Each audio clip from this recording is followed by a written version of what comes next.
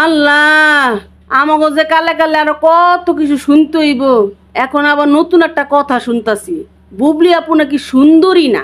একটা নায়িকা হইতে হইলে যে সৌন্দর্য লাগে সেই সৌন্দর্য নাকি বুবলি আপুর মধ্যে নাই। বুবলি আপু নাকি বাইটটা, বুবলি আপুর নাকি নাক ফাটা।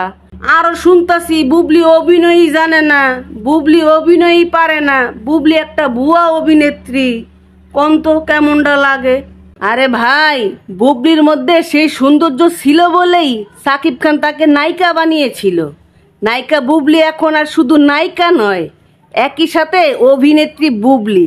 ঠিক এই জায়গায় বুবলি সবাইকে হারাইয়া দিছে। বুবলির ক্যারিয়ার লং লাস্টিং করব কি করব না সেটাও এই অভিনয়ের গুণেই বলে দেবে। অমুক তমুকের ফ্যান ফলোয়ার যতই লাফালাফি করুক, বুদ্ধিমান দর্শকরা জানে কোনটা দেখার মতো অভিনয় আর কোনটা অখ্যাত অভিনয়। তো বুবলি আপুর আপকামিং সিনেমা জঙ্গলির জন্য অনেক অনেক শুভকামনা রইল। সবাইকে বলবো ভিডিওটা একটু শেয়ার করে দিবেন। দেখা হইব আবার নতুন কোনো বিষয় নিয়ে। সেই পর্যন্ত সবাই ভালো থাকেন। আসসালামু আলাইকুম, আল্লাহ হাফেজ।